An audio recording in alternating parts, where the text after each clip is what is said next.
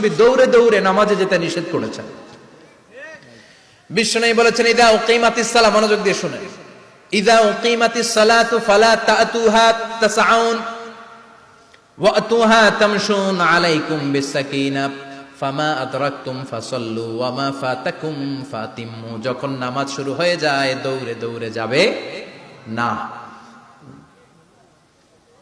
তামশুন, হেঁটে হেঁটে যাও, আলাইকুম বিসাকিনা, ধীরে ধীরে যাও, ফামা আদরাকতুম ফাসাল্লু, ইমাম সাহেবের সাথে যে যত রাকাত পাবা পড়বা, ওয়া মা ফাতাকুম ফাতিম্মু, যেটা ছুটে যায় নিজে নিজে পড়ো, কবুল করে নেবে কে?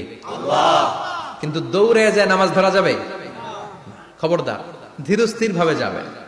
হাঁটার মধ্যে একটা গুরুত্ব দিয়ে তাড়াতাড়ি ধরতে চাবেন, কিন্তু দৌড়ে যাওয়া যাবে?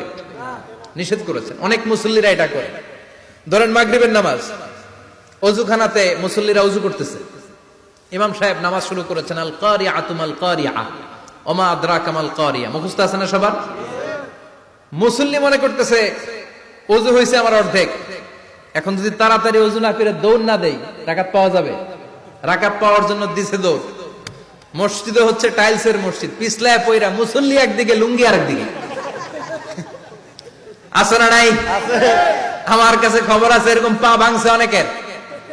রাকাত ধরার জন্য মুসল্লি তাড়াহুড়ো করে দিছে দৌড়, মুসল্লি একদিকে লুঙ্গি, ঠ্যাং ভাঙা শেষ, এখন ল্যাংড়া। বিশ্বনবীর কথা মানে নাই, ওটারে ল্যাংড়া বানাইছে কে? আল্লাহ। এই জন্য বিশ্বনবী বললেন, খবরদার দৌড়ে যাবে না, একামত হয়ে গেলে ধীরস্থির ভাবে যাও।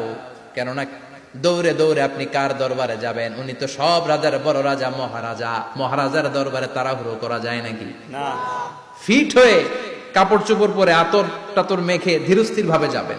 দৌড়ে গেলে আপনার হার্টবিট বেড়ে যাবে, আপনার ব্রেথ ইন ব্রেথ আউট, শ্বাস প্রশ্বাস বেড়ে যাবে। তো হাঁপানির চোটে তো আপনি হাঁপাতে থাকবেন। আপনি তাহিয়া পড়বেন কখন, তাসবিহ পড়বেন কখন, আল্লাহর প্রশংসা করবেন কখন? চিল্লা এখন ঠিক কিনা?